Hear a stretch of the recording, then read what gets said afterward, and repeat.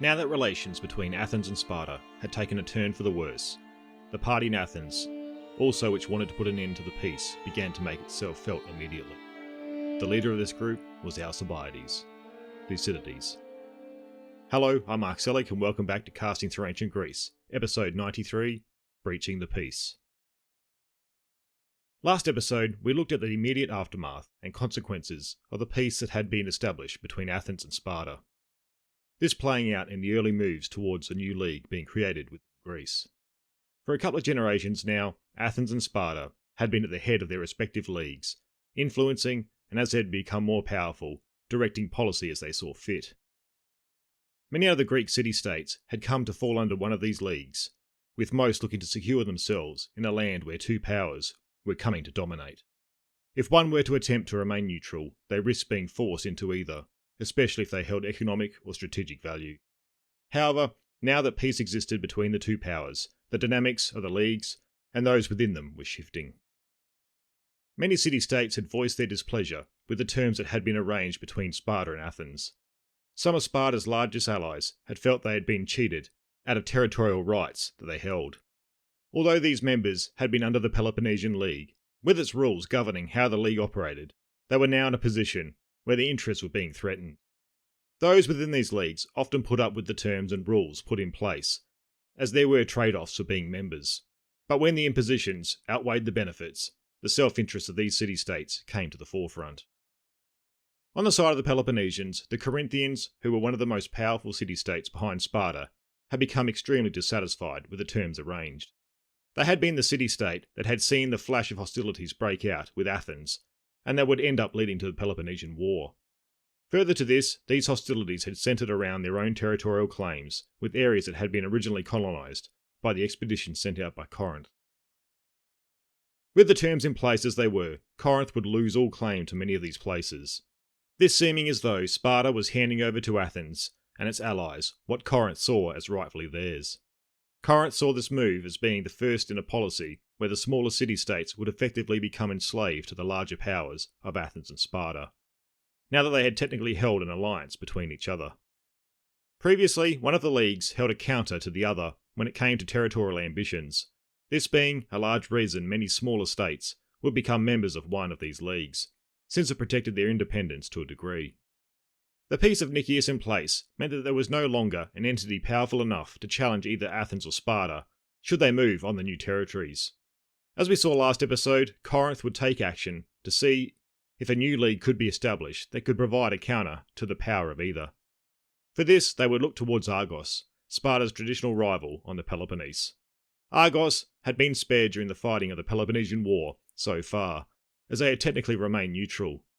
However, over the period of their last war with Sparta, a couple of generations ago, they had recovered in manpower and economically, seeing them become quite powerful. They were also on the verge of the expiration of a peace treaty that existed between themselves and Sparta. Political manoeuvrings would develop, seeing Corinth look to convince Argos of taking on this leadership role, while also pushing for smaller city-states on the Peloponnese to shift their alliance towards Argos. More diplomatic involvement would take place, seeing Sparta look to discourage Corinth, while Athens would be approached by the Corinthians through Theban channels for arranging some sort of truce. In the end, the birth of the Argive League would take place, seeing a new league emerge on the scene. However, they were still in their early stages, and Sparta would turn to force in an attempt to break up the league. This attempt would in the end fail, and the league would remain intact. This episode will be picking up developments now that the Argive League was established. This will see us look at their influence and power grow through the support coming from Athens, while we'll also be looking at the man who would make this possible, as this would be the point where the Athenian political figure of Alcibiades would come to prominence. So, let's now continue our look at the Peloponnesian War and the many twists and turns that would keep developing as it continued. As we saw last episode, there was a series of confusing diplomatic meetings taking place behind the backs of many parties. This even seeing some within the Spartan government seeking a way to return to hostilities, as they believed their honour was being threatened.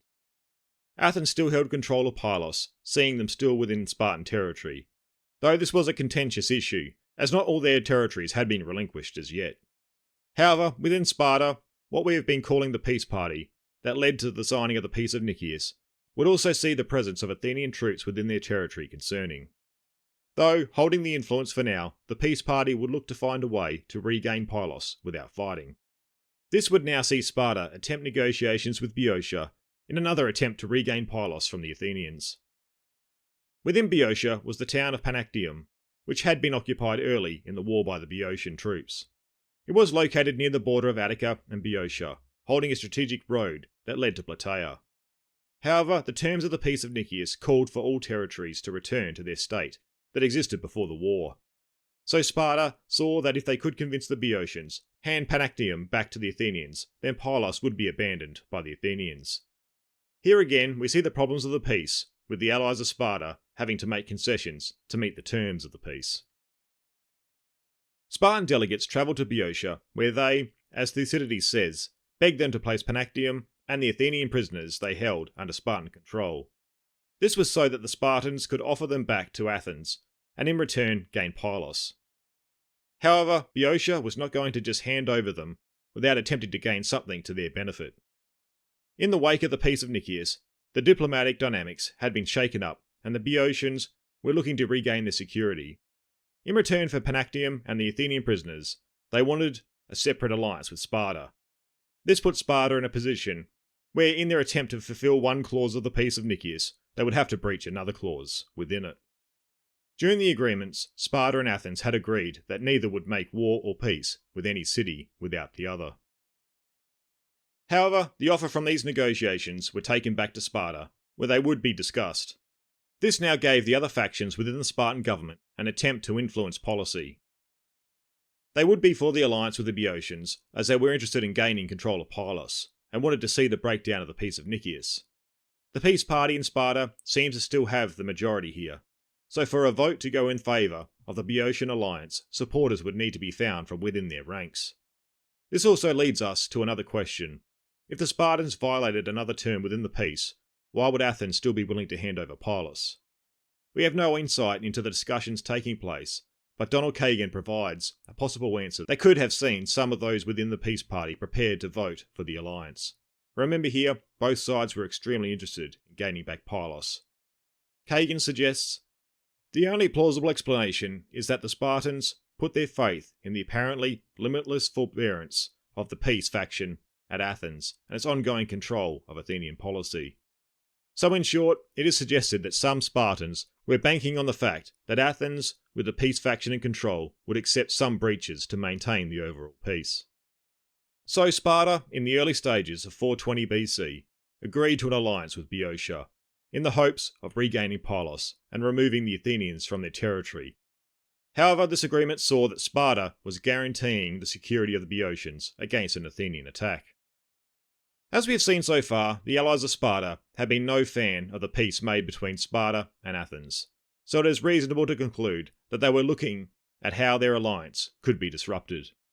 It appears Corinth, already looking to find a way to establish a power bloc to match this new reality, could have also had the intention to see peace fall apart. We also find after the agreement was made between Boeotia and Sparta, that they had taken an action that would potentially see a rift between Sparta and Athens. Boeotia and Athens were still on hostile terms, so it was in Boeotia's interest to see Sparta back at war with Athens. They would have known that the ultimatum they gave for handing over Panactum and the prisoners was a breach of the Peace of Nicias, but once the alliance was arranged between themselves and Sparta, they had destroyed the walls of Panactum, so Sparta would be handing over an indefensible strategic town. Though, in Boeotian eyes, if Athens was going to get this fort back, they wanted to make sure that it could not be used against them. But for the time being, Sparta was unaware of the destruction and the ruins they would be handing back over to Athens. As we saw last episode, Argos had been negotiating with the Boeotians, with encouragement from Corinth. They were still waiting for their ambassadors to sign the alliance that had been promised in theory. However, no delegation for the purpose would materialise. Instead, the government in Argos would descend into panic as they would learn of the Boeotian destruction of Panactum and their alliance with Sparta. They had assumed that they were betrayed by the Boeotians, where they had concluded Sparta had convinced Athens to accept the destruction for bringing the Boeotians into the Spartan-Athenian alliance. If this had been the reality, then Argos with their still growing league, would potentially have to face the might of these three largest city-states and territories within Greece. This now prompted the Argive government to send off ambassadors in an attempt to see a peace arranged between themselves and Sparta.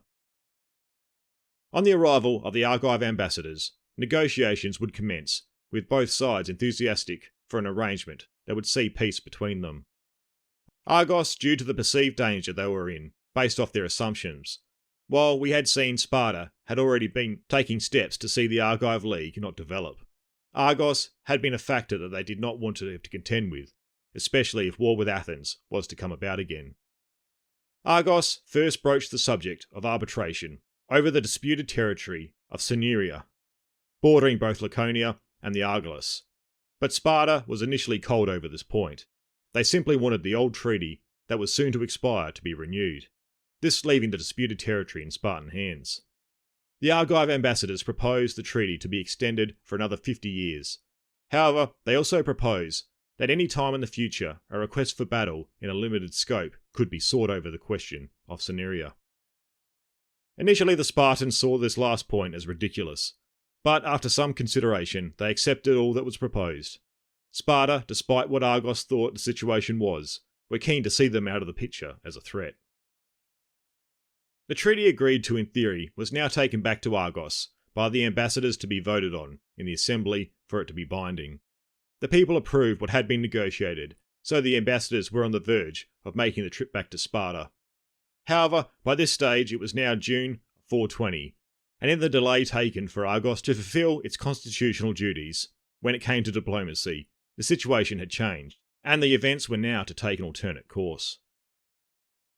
With their alliance now established with the Boeotians, the Spartans set off to officially take Panactum and the possession of the prisoners in Boeotian territory. The Spartans had been unaware of the Boeotian destruction of the fort. Although taken aback, they took possession of it and the prisoners in preparation to hand them over to Athens for the return to Pylos. The Boeotians had justified their actions to the Spartans by citing some supposed ancient oath, where the peoples of the area had agreed that no one should build there. Nevertheless, the Spartans took what they had received from the Boeotians and travelled to Athens. They were received by the Athenians, where the prisoners were handed over. However, the Athenians were outraged at the state of Panactum that the Spartans had described. The Spartans' attempt to argue that handing over the city in the state it was still equivalent to fulfilling the terms of the peace, since no hostile power to Athens could use it against them. The Athenians did not accept the reasoning that the Spartans gave, but were also incensed at other matters that had revealed themselves to the Athenians. Athens learnt of the alliance that had been made with the Boeotians outside of the terms within the Peace of Nicias. This had also led the Athenians to believe Sparta was acting in bad faith over the restoration of Panactum, since agreements had been made with the Boeotians behind their backs. Due to these matters, the Athenians were unwilling to accept the offers made by the Spartans for the return of Pylos, and they sent them away after berating them with harsh words. This latest interaction between the Spartans and Athenians had placed the two on even more fragile ground, since the signing of the Peace of Nicias. The exchange also now opened the way for those within Athens who had opposed the peace to be more vocal. This faction within Athens had been fairly quiet since the death of Cleon, but there still had been some activity amongst them, seeing them still remain on course with their views on policy. While figures would continue to look to gain influence within the faction, all that was needed was a rift in relations with Sparta that could be potentially exploited, to see their policies once again come to the forefront of Athenian policy. Fortunately for them, Sparta had provided them with this opportunity in 420, when a young general named Alcibiades was emerging as a promising leader. Alcibiades had only just come of age to where he was eligible to be elected general. It was thought he was around 30 to 33 years old when elected to take up this position. By many accounts, he held certain qualities that would see him rise to a position of influence within Athens. He was wealthy, being in a position to have entered chariots in the Olympic Games, extremely handsome to where he was pursued by many women from the noble families, and also sought by a number of men. While he also possessed the talent of effective public speaking, being trained by some of the best orators within Athens. He was also celebrated for intellectual abilities, being associated with some of the best thinkers of his day. These were some of his most notable attributes that had helped him rise to prominence, though he did have flaws, but curiously, these seem to have also helped in his popularity rising. We would hear of him having a slight speech impediment, but most would find this imperfection somewhat charming. He would also be described as spoilt, obnoxious, and unpredictable. However, he must have had a good level of competence, as these qualities would just add to his popularity. The disapproval he experienced seems to have mostly been motivated by envy. However, when it comes to influence in public life in Athens, personal qualities normally only go so far. Family and one's ancestry was also a major factor in reaching the heights of government. Alcibiades was no different, with him being connected to the noble Athenian clan, the Salamonoi, through his father, who had also been an associate of Pericles and had died fighting at the Battle of Corinth in 447. His grandfather had been deemed important enough in Athenian politics that he would be ostracised. His great-grandfather fought during the Persian War, commanding a trireme and maintaining it at his own expense. Then there was his great-great-grandfather, who had been an ally of Cleisthenes, who had liberated Athens and founded democracy as a meaningful form of government. Alcibiades would also have a connection to Sparta, as his own name was Spartan in origin. Although he had no personal connection to Sparta, his family in the past had been representatives for Sparta inside Athens, and the name Alcibiades appears to have been used in the family since the 6th century BC. However, by the time of the Peloponnesian War, this role that connected the family to Sparta had since lapsed. These wouldn't be the only family connections that helped Alcibiades rise in prominence. On his mother's side, he was descended from the leading Athenian family, the Alcmeonidae. When Alcibiades' father died, Pericles would become the guardian of him and his brother, this seeing him being raised in the household of the leading statesman of Athens. At the time of becoming eligible to serve as a general in Athens, Alcibiades would be able to point to an exceptional military service. He had received a prize for valour under the general Philomio, and also served with a distinction at Potidaea and Delium. At the time of the Spartan disaster at Sphacteria, Alcibiades had attempted to renew his family relationship with Sparta. When the Spartan captives were transferred to Athens, he would take the role of ensuring they were looked after. When the truce was coming into effect between the two powers, closing the first phase of the war, he would try to position himself to negotiate so as to take credit for the peace. However, Sparta felt more comfortable dealing with Nicias, who at this stage was more experienced and reliable, while also holding more influence in Athens. This rejection in favour of Nicias would see Alcibiades shift his opinion and see him cease attempting to renew Spartan friendship. He would take an about-turn and now attack the alliance made with Sparta, leading to his current position on the direction of Athenian policy towards Sparta. It isn't clear if this was purely out of jealousy, or if he believed the peace was negotiated in bad faith on Sparta's part. However, he would attempt to highlight the latter as being the reason for opposing the peace. The biggest issue with the peace he would raise was that he thought it was clear Sparta had only made peace with Athens so that they would have a free hand to deal with Argos. He had further argued that once Argos was dealt with, then Sparta would once again turn to hostilities against Athens. As we have seen, this was in fact a policy that those in favour of war in Sparta thought to be Sparta's best option moving forward. Rather than the alliance with Sparta, he argued that an alliance with Argos would be much more an advantage to Athens.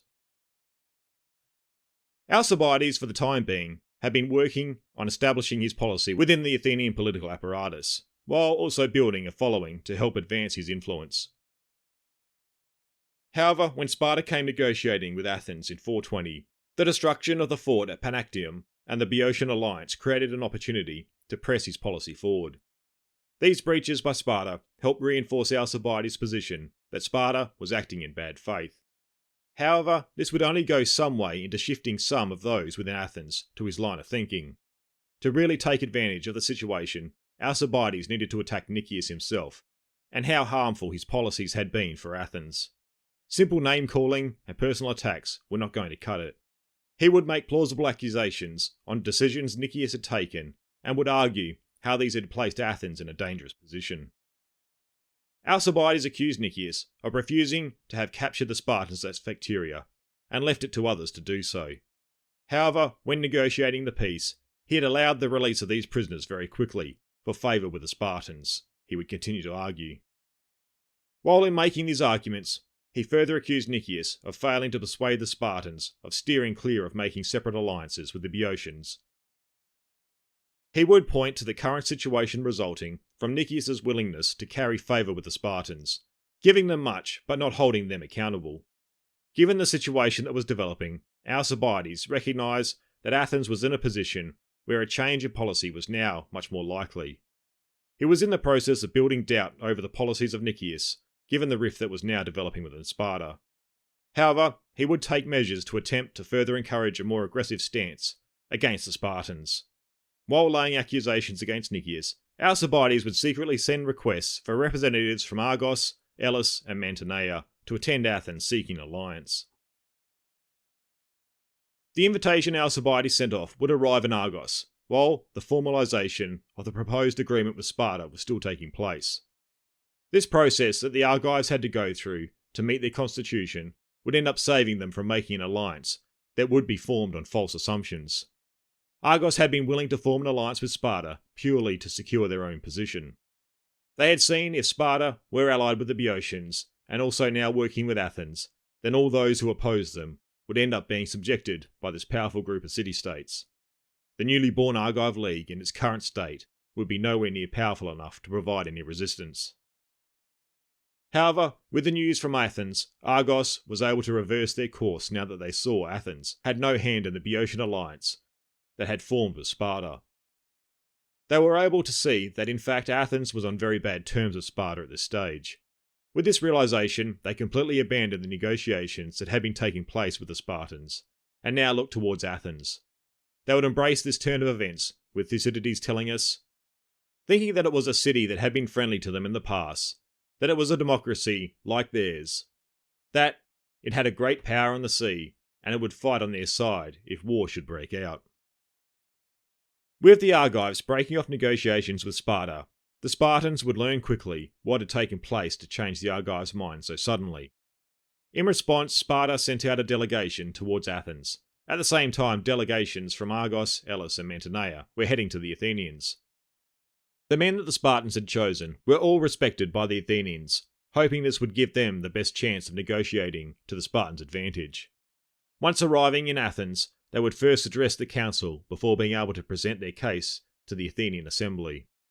In the talks with the council, they would attempt to prevent an alliance with Argos taking place, while also continuing their negotiations on receiving back Pylos, and also assuring the Athenians that their alliance with Boeotia would not threaten Athens in any way. The Spartan delegation also revealed that they had full Spartan authority to negotiate on matters at hand, so an agreement could be settled on quickly. This last point had worried Alcibiades, as it meant a decision could be reached in the heat of the moment of discussions. Knowing he did not yet have the majority of influence on policy, he was afraid the vote could go either way. He would now take matters into his own hands, where he would employ a strategy to discredit the Spartans, while also making Nicias and those seeking a continuation of the peace look foolish. Alcibiades would arrange to meet the Spartan delegation before they were to address the Athenian assembly. Alcibiades would convince the Spartans they were not to reveal that they had full powers to enact any negotiations that should come about.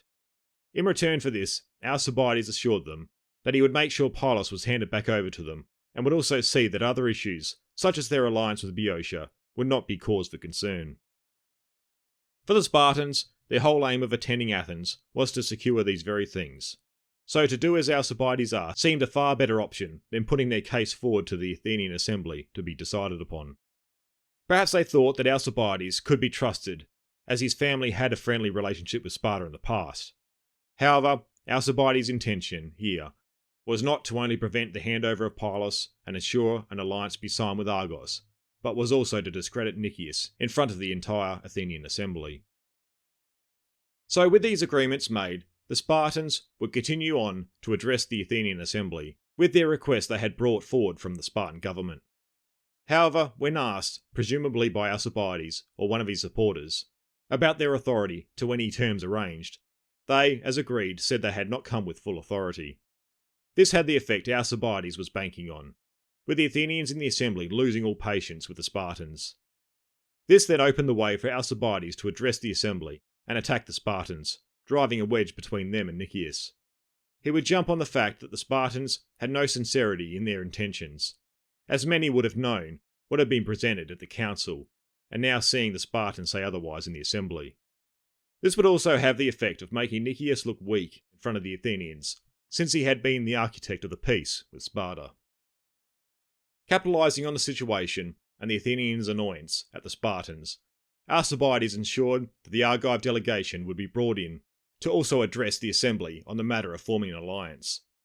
However, before anything could be formally agreed on, an earthquake would see the assembly have to be abandoned prematurely. The following day, another assembly was held, but it appears Sparta had departed after the tensions of the previous day. Nicias had lost some face and had been put on the spot, who had been tricked into not revealing to the assembly they were under full Spartan authority. Nicias would, however, attempt to save his position by putting forward his proposal that negotiations with Argos should be placed on hold, while delegates be sent to Sparta to find out their true intentions. He continued to argue if Athens convinced Sparta to remain at peace, then the Athenians were the biggest winners in the deal. Nicias was able to successfully argue his point on sending representatives to Sparta, in which he would be one of. He was given a list of complaints and terms that needed to be fulfilled, with it looking like the faction Alcibiades was a part of having some influence on what was to be delivered, as what was to be taken to Sparta was unlikely to be agreed to. Nicias would address the Spartans, basically requesting they honour the peace terms already agreed to. The main points were for the Spartans to hand back over Panactum intact, deliver Amphipolis, and rescind their alliance with the Boeotians. Sparta was not really in a position to fulfil any of these terms, which Alcibiades probably knew all too well.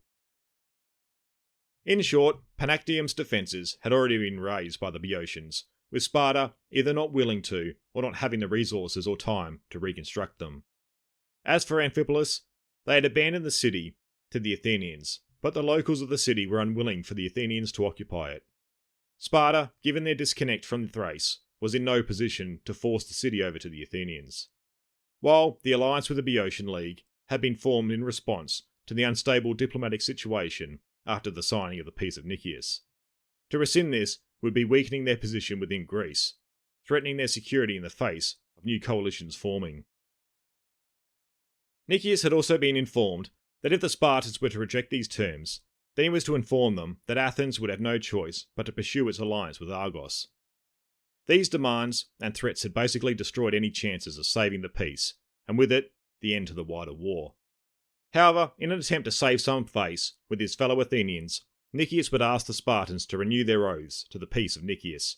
As Thucydides tells us, Nicias was frightened at the prospect of returning home with nothing accomplished. These oaths were merely just lip service, as for the time being, the Spartans were not keen on resuming hostilities right away. So they would agree to this request, as it would buy some time for them to prepare themselves, internally and externally.